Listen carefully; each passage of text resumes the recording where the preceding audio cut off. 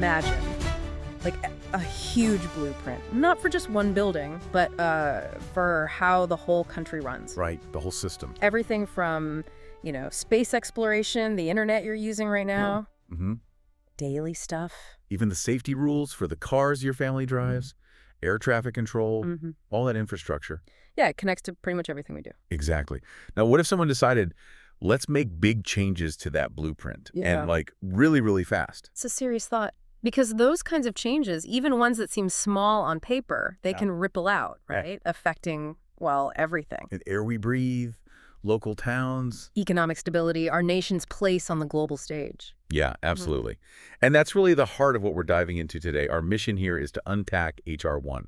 It's this massive, incredibly detailed proposed law. The one with that nickname, the one big, beautiful bill. That's the one. It's this huge effort to reshape how the government spends money, change agency rules. It touches almost everything. It really does. We've gone through the sources you shared, pulled out the key facts, the insights, and we're here to help you understand what's really going on and, why it's causing such a big discussion.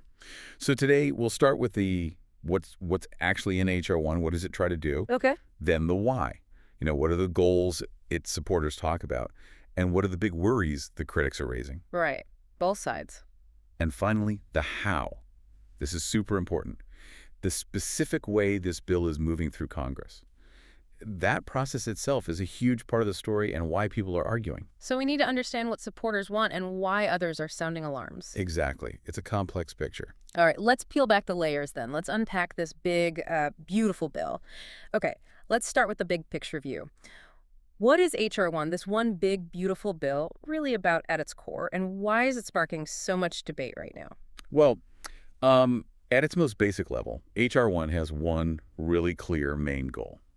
It wants to extend the tax cuts that were first put in place back in 2017. Okay, so those tax cuts were temporary. That's right. Think of it like a big discount the government offered a few years ago on taxes for people and businesses. Those discounts were set to end. So this bill is trying to keep that discount going. Exactly. It's designed to keep those lower tax rates around for longer, stop them from going back up. So it's about keeping things as they are tax-wise, but the sources we looked at say it's not just extending the old cuts, right? It adds new ones, too. That's a really critical point. It does add new tax cuts on top of extending the old ones. Which means it costs the government more money than just keeping the old ones. Substantially more, yeah. And because of that bigger price tag, H.R. 1 is designed as what's called a deficit-neutral bill. Meaning it has to pay for itself somehow. Correct. It has to find new spending cuts and limitations on federal benefits somewhere else in the government's budget. It has to balance the books. Ah, okay. So extending tax cuts, adding new ones, but then having to cut spending elsewhere to make it all add up. That's the formula. So it's not just a tax bill. It's really an exercise in shifting priorities. It forces choices about where the government stops spending money. And that seems to be why it touches so many different areas. Our sources keep calling it sweeping legislation, saying it affects nearly every corner of municipal finance and services.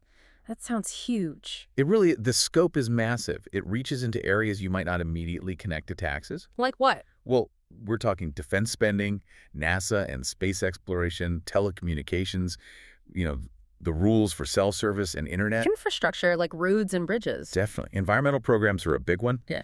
Even the specific rules federal agencies follow day to day and how much power local city and town governments have. Wow. So the core idea maybe is less about just taxes and more about a strategy, like prioritize tax cuts but pay for them by shrinking government spending across the board. That's a very insightful way to put it.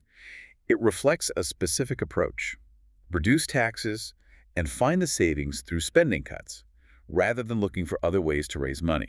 It's basically a blueprint for reshaping government, mainly through cutting expenses. Okay, that helps frame it. Now let's talk about the how. Because the way this bill is being made into law seems just as important as what's in it. Normally, big laws go through something called regular order. Can you break down what that actually means? Sure. Regular order is kind of the traditional playbook for how big, important laws are supposed to be made. Yeah. Think about a big school trying to make a major new rule that affects everyone. Okay. They wouldn't just announce it suddenly, right? They'd probably hold meetings, maybe gather opinions from students, teachers, parents. Hear from experts, maybe. Exactly. Lots of public meetings called hearings in Congress to get information and different viewpoints. Then there would be debates where people could argue for or against it, suggest changes. Those are called amendments. So lots of discussion, chances to tweak things. Right. Go through committees, debated on the main floor. The whole process is designed to be slow, transparent, get lots of input, and hopefully build some agreement before it becomes law. It's meant to be thorough. Okay, that sounds like a careful process. But HR1 isn't doing that. Our sources say it's using a special process called reconciliation. What's different about that, and why use it for this bill? Reconciliation is basically a legislative fast track. It's usually meant for bills dealing directly with the budget, spending, revenue, debt limits. And why is it faster? The key thing, especially in the Senate, is that it often bypasses the filibuster. Normally, you need 60 votes to overcome a filibuster and move forward. Reconciliation bills can often pass with just a simple majority, 51 votes. Ah, so if one party doesn't have 60 votes, this is a way to pass something big anyway. Potentially, yes. But there are rules. The Byrd rule is the famous one that are supposed to keep non-budget stuff out of reconciliation bills, things that are extraneous. And is that where the controversy comes in with HR1? Critics say it's got more than just budget stuff in it. That's exactly the argument. Critics are saying HR1 is packed with huge policy changes, environmental rules, space policy, telecom regulations that go way beyond simple budget adjustments. They argue it's using this budget shortcut to push through a much broader agenda without the usual debate. And that lack of debate is a major sticking point. We read that many senators are really upset, saying these huge changes are being rushed through without proper debate or discussion. Absolutely. A huge complaint is that for a bill this massive, impacting so much, there hasn't been a single hearing held on the legislation itself. No public meetings, no expert testimony specifically on this bill. Apparently not, according to the sources, which is pretty unusual for something this significant. And it's not like everyone agrees on these issues anyway. The sources have mentioned a lack of agreement, even within parties, on how to handle things like environmental policy or spectrum allocation. So why is rushing it matter so much? What are the real risks if a bill like this doesn't get that full discussion? Well, there are a few big risks. First, less public input means people, regular citizens, don't really get a chance to understand what's being proposed or tell their representatives what they think. So less transparency, less accountability. Right. And second, there's a much higher risk of bad policies. Mm. When you rush complex legislation, you might miss things. Unintended consequences, problems nobody thought of because there wasn't enough time or debate to catch them. Like that school club analogy in the outline, rushing a rule without talking it through could lead to hidden problems. Exactly. It could create new safety issues, hurt the economy in unexpected ways, or just not work as intended because it wasn't fully vetted. It really makes you think about that balance, doesn't it? Speed versus careful discussion. Why do lawmakers usually emphasize regular order for these big nation-shaping decisions? It seems fundamental. It points to a core tension in how we make laws, for sure. Okay, let's really dig into the money now. HR1 is all about shifting federal dollars around. Big increases in some places, big cuts in others. Let's start with the boosts. Where is HR1 putting significant new money? One of the biggest recipients by far is the U.S. Coast Guard. The bill sets aside over $24.5 billion for them. That's a huge number. $24.5 billion. Wow. What's that specifically for? The sources mentioned mission readiness. Right. And that funding is available for quite a while until late 2029. It covers a whole range of things they need to do their job. Like what kind of hardware does that buy? A lot. Over $1 billion for new fixed-wing airplanes and over $2 billion for helicopters. Mostly for patrolling maritime borders, the sources say. Keeping an eye on the coastline. Exactly. And also $266 million for long-range drones and their ground stations. Again, for maritime border security. So a big focus on air surveillance over the water. What about ships? That's kind of the Coast Guard's main thing, right? Definitely. Billions are going towards new ships, what they call cutters, different kinds. Offshore patrol cutters, fast response cutters. Those are key for stopping illegal stuff like drug smuggling and securing the borders. Okay. And I remember reading about Arctic ships, too. Yes, that's significant. Funding for polar security cutters and Arctic security cutters. That's about making sure the U.S. has a strong presence in the Arctic and Antarctic regions, which are becoming strategically more important. As ice melts, maybe? That's part of it. Plus, money for new icebreakers to help ships navigate in icy U.S. waters. And it's not just the vehicles themselves, is that they need places to operate from. Right. Billions are also going into improving shore facilities. Things like upgrading barracks for recruits, fixing up the Coast Guard yard where they build and repair ships, and over $2.7 billion for new home ports and hangars for all these new ships and aircraft. So, a massive modernization effort. The supporters say this is all about boosting security at sea and making sure the Coast Guard can operate in key places like the Arctic. That's the stated goal, yes. Enhance security, stop illegal activity, project presence. But there was a catch, right? Something about the process for this funding that has critics worried. Yes, a key criticism is that this huge $24.5 billion boost is happening despite not having a current Coast Guard authorization bill. What does that mean, an authorization bill? Normally, Congress first passes an authorization bill that lays out the Coast Guard's missions, programs, and overall strategy. It's like the detailed plan. Then they pass an appropriations bill, which actually provides the money based on that plan. So they're providing the money without the usual detailed plan being approved first. That's the concern. It bypasses that step of legislative oversight and detailed debate about the Coast Guard's long-term needs and direction. Some critics also worry, according to the sources, that without that process, the money might be steered towards projects in certain states for political reasons, rather than purely strategic ones. Like the school buying sports gear without checking with the sports department first and maybe favoring one team? That's a pretty good analogy, yeah. Raises questions about process and priorities. Okay, moving from the seas to space. NASA is also getting a big chunk of change in HR1. How much are we talking about? Nearly $10 billion for NASA. Just under that, technically $9,995 billion. Wow, another huge number. And where is that money directed? The outline mentioned Mars and the Moon. Exactly. It's earmarked for Mars missions, Artemis missions, and Moon to Mars program. And the funding lasts even longer, until 2032. So it's a long-term investment plan. 10 billion is a lot.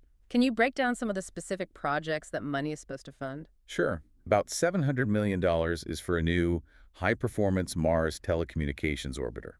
Basically a better satellite network around Mars to improve communications for future missions, like getting data back or eventually supporting astronauts. Makes sense. What else? A big chunk, $2.6 billion, goes to the Gateway program. That's the planned space station that will orbit the Moon. It's supposed to be a staging point for lunar missions and maybe future trips deeper into space. Like a base camp in orbit. Kind of, yeah. And then $4.1 billion, a really significant amount, is for the Space Launch System rocket, the SLS. Specifically for Artemis missions 4 and ENVI, which are key steps in getting humans back to the Moon. So, big rockets, a moon base. What else? Money for the Orion crew capsule that astronauts ride in, and also funds to keep the International Space Station running. And just like the Coast Guard, are they also investing in the ground infrastructure needed for all this space stuff? Yes, $1 billion is set aside for infrastructure improvement at the manned spaceflight centers. Places like Kennedy Space Center in Florida, Johnson Space Center in Texas, and others, upgrading launch pads, control centers, that kind of thing. Makes sense. You need the ground support. And there was that interesting detail about putting a spaceship on display. Right. $85 million specifically to take a flown spacecraft that carry astronauts and put it on public exhibition. That's pretty cool. Why do you think that's important, putting a real flown spaceship where people can see it? What impact does that have? It's incredibly powerful, isn't it? It makes space exploration tangible, real. Imagine seeing something that's actually been to space, carried people. It can inspire kids, future scientists, engineers. It connects people directly to these huge, distant endeavors. A real symbol of human achievement. Definitely inspiring. But again, like the Coast Guard, there are criticisms about the process for this NASA funding, too. Yes, similar concerns. A major one is that this nearly $10 billion is being allocated despite not having a NASA authorization bill. Again, the usual step of Congress debating and approving NASA's overall strategy and specific program plans beforehand is seemingly being skipped. So the money is coming without the usual detailed legislative roadmap. That's the critique, and there's another specific issue with the contract, right? The Mars orbiter. Yeah, what was that about? Something about competition. The sources say the contract for that Mars communications orbiter is being called competitively bid, but the competition is limited. How so? It's only open to a small group of companies that already got government money in 2024 or 2025, specifically to study designs for this type of orbiter. Ah, so it's not a fully open competition for anyone with a good idea. Critics argue no. They say it favors pre-selected contractors and limits real open competition. Like that talent show analogy, only kids who already won their class show get into the big one. It might not bring out the absolute best or most innovative ideas from the wider industry. Okay, that makes sense. Now, besides giving NASA money, HR1 also creates a new way to get money related to space, right? These launch fees. Yes, it introduces escalating user fees for companies that launch commercial satellites or conduct reentries. Escalating how? They start relatively low in 2026, a quarter per pound of payload, capped at $30,000. But they ramp up significantly. By 2033, it's $1 for 50 pound, capped at $200,000, and after that, they increase with inflation. So it gets progressively more expensive to launch commercial stuff. Where does that fee money go? It's supposed to fund the FAA's Office of Commercial Space Transportation. That's the office that regulates safety for commercial launches. Okay, funding the regulator. But what's the worry about these fees? The concern, especially because critics say these fees were jammed through without debate, is that they could hurt the private space industry. Wow. By making launches much more expensive, it could stop new ideas, innovation, particularly for smaller startups or companies trying new things. They might not be able to afford these rising fees, which could slow down the whole commercial space boom we've been seeing. So it could potentially stifle the very industry it's related to. Interesting tension there. Okay, let's come back down to earth, literally. Air traffic control. HR1 seems to make big changes there too. Yes, substantial funding and major restructuring for air traffic control, or ATC. Nearly $2 billion for a completely new Air Route Traffic Control Center, an ARTCC. These are the centers that handle planes flying at high altitudes. A new one. Does that mean closing old ones? Explicitly. The bill requires consolidating at least 3 existing IRTCCs into this new one. Plus, another $100 million is allocated to close or consolidate at least 10 other existing IRTCCs. Wow, that's a major consolidation. Anything else? Yes, another $1 billion to update and combine the facilities that handle takeoffs and landings near airports, the TRACONs. So it's a really comprehensive overhaul of the physical system. Okay, so a big modernization push. What's the argument for doing all this? Why consolidate and rebuild? Supporters say the current systems are just outdated. They argue modernization is essential to handle today's air traffic volume and, crucially, to integrate new things like drones and maybe even air taxis safely and efficiently into the airspace. They see it as necessary for future efficiency and safety. But, and this seems like a recurring theme, the process is again a point of major concern. Exactly the same pattern. Critics are very worried that these significant changes to such a critical safety system are being rushed without proper debate or discussion. Again, the complaint is not a single hearing specifically on these ATC changes. And the fear is safety risks. Yes. Rushing such a massive overhaul without enough planning and discussion could introduce new safety problems. Concerns about staffing levels at the new, bigger centers, and especially about the training needed for controllers to manage these complex, consolidated systems. Air traffic control is incredibly complex. Changes need extreme care. It really makes you pause. What could happen if you rush major changes to the system that keeps planes from running into each other? Without enough debate, planning, controller training, the stakes seem incredibly high. They absolutely are. It's a system where mistakes have catastrophic consequences. Okay, we've looked at the big spending increases, Coast Guard, NASA, air traffic control. Now let's flip the coin. HR1 has to pay for those tax cuts, so where are the significant spending cuts or rescissions happening? A really prominent area facing major cuts is environmental and clean energy programs. The bill specifically repeals or rescinds funding for quite a few high-profile initiatives. Can you give some examples? Which programs are losing money? Sure, it eliminates funding for the Greenhouse Gas Reduction Fund that was meant to fund projects cutting carbon emissions. Also gone is the Environmental and Climate Justice Block Grant Program, aimed at helping communities hit hardest by pollution. Okay, so climate and environmental justice funding cut. What else? Funds for reducing methane emissions, a potent greenhouse gas, and for cleaning up diesel pollution are rescinded. It also takes back unspent money from Department of Energy programs focused on clean energy research and deployment. So things like solar, wind power projects. Exactly. Solar, wind, renewables research, plus loan programs for tribal energy projects and upgrading the electricity grid, that funding is pulled back if it wasn't already spent. Any other areas hit? Yes. Unused money for alternative fuel and low-emission aviation technology gets rescinded. So less support for cleaner airplane fuel and engines. And some NOAA programs, especially for facilities and climate resilience work, helping communities prepare for climate change impacts like floods or wildfires, face partial cuts. Wow, that's a broad range of environmental programs. What are critics saying about these cuts? What are the potential consequences? Critics argue this isn't just about saving money. They say these cuts target programs important to a specific political viewpoint, especially related to climate, clean energy, and environmental justice. And the impact. Potentially, more pollution, worsening climate change, maybe slower innovation in green tech for the U.S. And critically, communities might be less prepared for extreme weather events if that climate resilience funding is cut. So, a clear shift away from funding these environmental priorities. Let's talk about cars now. Fuel efficiency standards, CAFE standards. HR 1 makes a really striking change there. It's a huge change. Hmm. The bill changes the law so that the fines, the civil penalties car companies have to pay if they don't meet the fuel efficiency standards become $0. Zero penalty immediately. Immediately. It basically removes the financial punishment for not making cars efficient enough. That's like saying there's no penalty anymore for forgetting homework, as the analogy went. How might that change things for car companies and for us? Well, if there's no penalty, car companies have less reason to spend money and effort on developing and implementing fuel-saving technology. It takes away a major financial incentive. So we might see less efficient cars being sold. That's the likely outcome, Yeah. which means cars burn more gas. That leads to more greenhouse gas emissions, contributing to climate change, and more other pollutants that affect air quality. What about the cost for drivers? Over the life of a car, you and your family would likely spend significantly more on gasoline. It's described as a significant hidden cost that adds up at the pump over years. And the government loses the money it used to get from those fines. Correct, that revenue disappears. Plus, there's a concern about global competitiveness. If other countries keep pushing for fuel efficiency and the U.S. doesn't, American car makers might fall behind technologically. So impacts on the environment, our wallets, government revenue, and maybe even the car industry's future. That's a lot from just changing a penalty to zero. Okay, let's move to telecommunications, cell phones, Wi-Fi, all that. What's HR 1 doing with spectrum, the airwaves? It proposes selling off significant chunks of spectrum to commercial companies through auctions.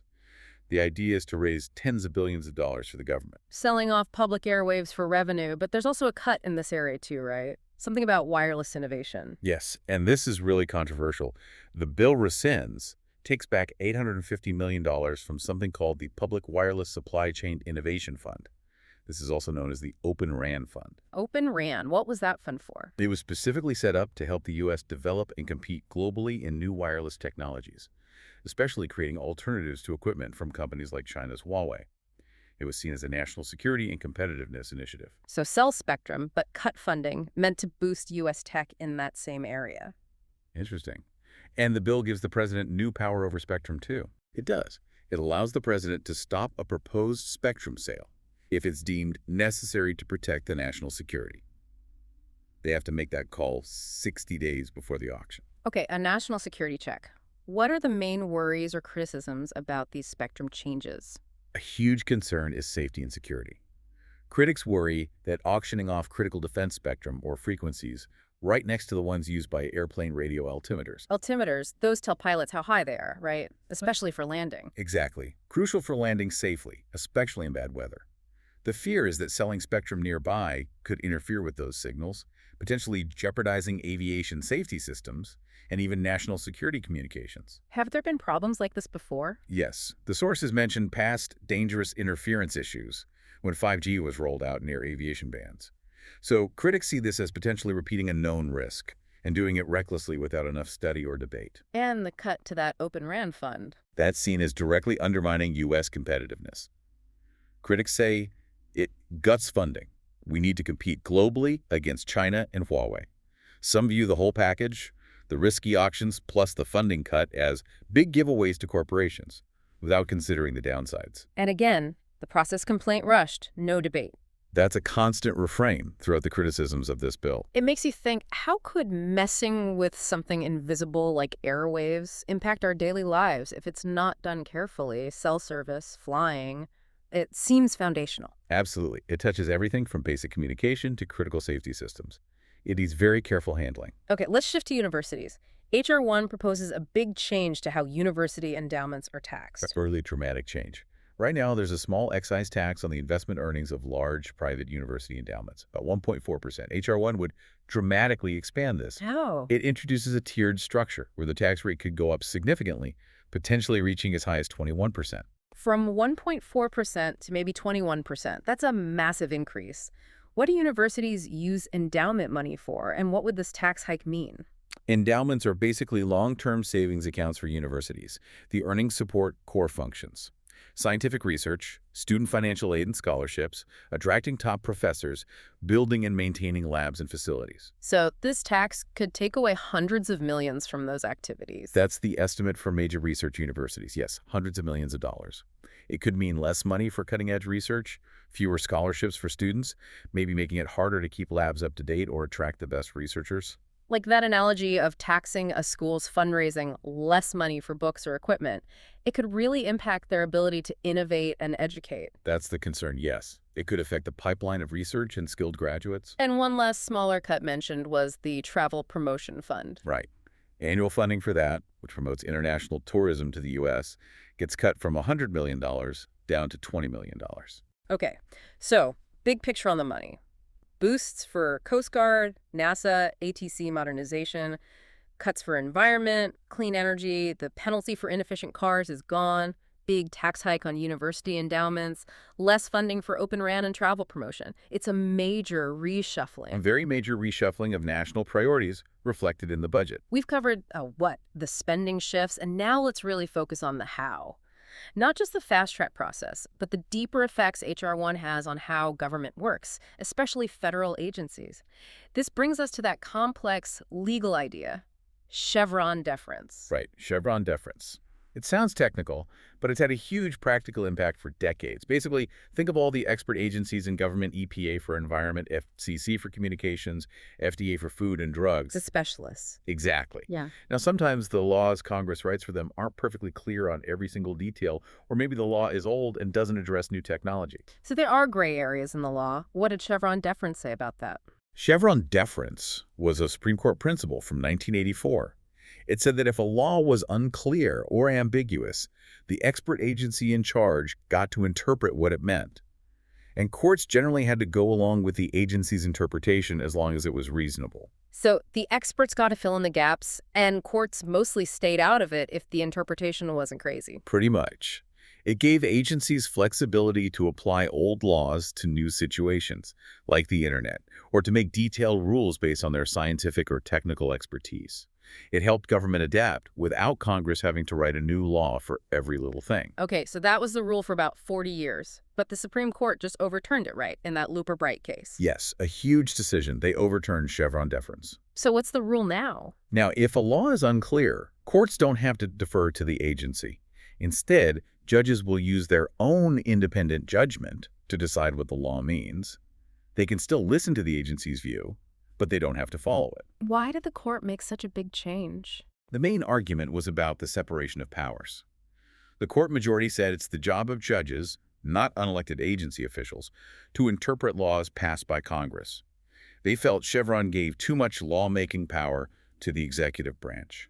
And they mentioned agencies changing rules back and forth. Right. One justice specifically pointed to the FCC changing how it classified internet services depending on which party was in the White House, creating constant uncertainty, even though the law itself hadn't changed. They argued the new approach provides more stability and puts interpretation back with the courts. Okay, so the Supreme Court has already limited agency power by removing Chevron.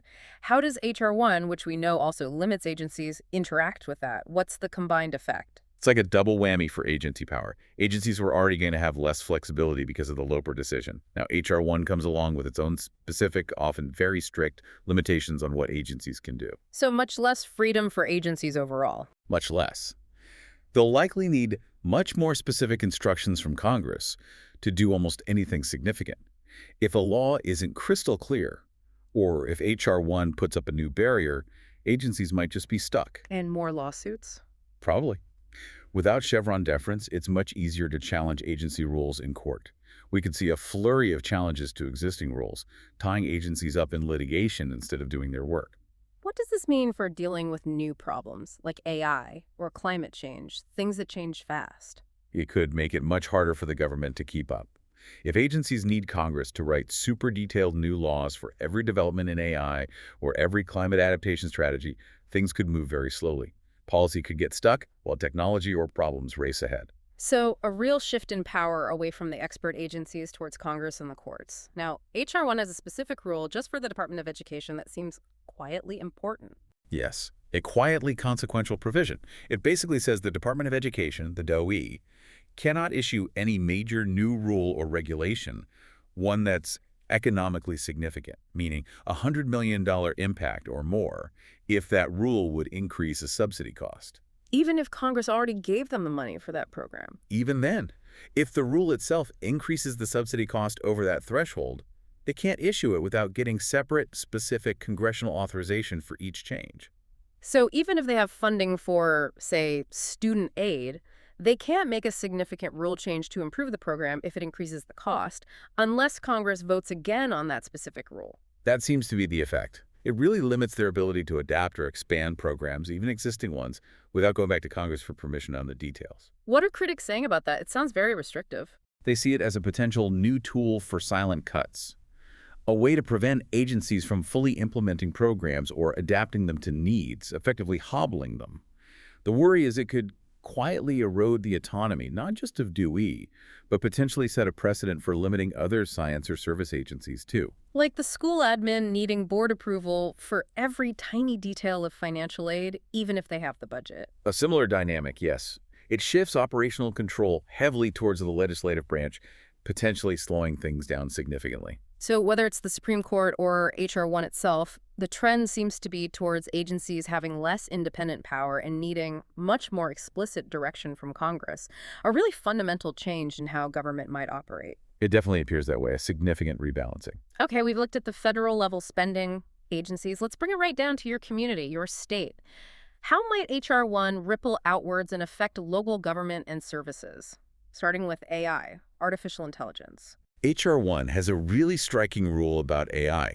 It includes a provision that would basically stop local governments from making their own regulations about artificial intelligence AI systems for 10 years. 10 years. So my city couldn't make its own rules about, say, how the police use facial recognition or how self-driving cars operate on our streets. That's exactly what it would block. Local laws on AI use in policing, local services, autonomous vehicles on local roads, preempted. Gone for a decade. Are there any exceptions? Very narrow ones. Laws that help AI get adopted or help the government use AI itself might be allowed.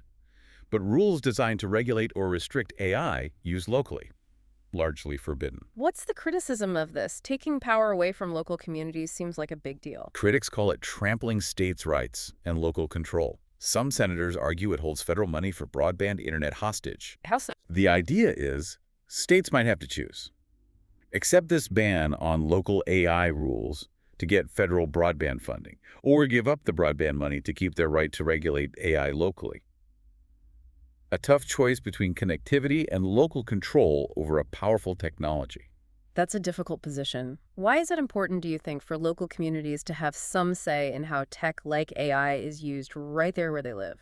Well, local governments are closest to the ground. They see the immediate impacts. A rule about AI and policing might look very different in a small town versus a big city. Local control allows tailoring rules to specific community needs, values, and concerns, rather than a one-size-fits-all federal approach that might miss local nuances or create unintended problems. Makes sense. Okay, moving from AI to social safety nets. H.R. 1 also affects Medicaid and SNP, the food assistance program. Yes, the bill includes new limitations on Medicaid eligibility. The specifics aren't fully detailed here, but limitations could mean fewer low-income people qualify for health insurance. And SNAP, food stamps. For the first time, H.R. 1 shifts some of the costs for SNAP directly onto the states. Previously, it was largely federally funded. So states might have to pay more for health insurance if eligibility changes affect enrollment costs, and now directly pay for part of the food stamp program. That's the implication. And these new costs could force states to make difficult budget choices. How? What might states have to do? They might have to cut other state programs, maybe funding for schools or roads or local government aid to cover these new Medicaid or SNAP pay costs. Or they might have to make the programs themselves less generous. It puts states in a tough financial bind. Like the state cutting school funding, forcing the local district to make cuts elsewhere. A similar ripple effect, yes. Federal changes pushing costs down, forcing hard choices at the state and potentially local level. Okay, let's zoom out one last time. Thinking about city leaders, mayors, local officials. HR 1 arrives at a time when they're already dealing with a lot of financial pressures, right? Absolutely. The sources highlight several existing challenges for cities. One is rising employee wage and salary growth. Paying police, firefighters, teachers, city workers is getting more expensive, putting pressure on local budgets. What else? Cities need to borrow money for big projects, like building schools or fixing water pipes, by issuing bonds. They're already focused on needing to strengthen their credit to keep borrowing costs low. Anything that makes city finances look riskier, like uncertain federal funding, can hurt their credit rating. And we talked about states taking power away from cities' preemption. Yes, that's a growing trend. Yeah. States increasingly preempting local laws on things like minimum wage or environmental rules. HR 1's AI preemption is just a federal example of that same trend hitting cities. Plus, they're dealing with legal fights over things like immigration rules tied to federal transportation grants. So HR 1 isn't happening in a vacuum. Cities are already squeezed financially and losing some control. This bill could add more pressure. It seems very likely. The combined effects of potential funding cuts, new mandates, and reduced autonomy could significantly impact the financial health and ability of cities and towns across the country to deliver the services their residents rely on. Wow. We have definitely covered a lot of ground today. This bill, HR 1, the one big beautiful bill, it's clearly sweeping and incredibly ambitious. No doubt about it. It's a massive attempt to redefine what the federal government prioritizes, shifting money and power in really significant ways. But as we've seen, it's also deeply controversial. And mostly because of the how, right? The process. Using that fast-track reconciliation, bypassing the usual debates, putting new limits on agencies and local governments, that seems to be the core of the criticism.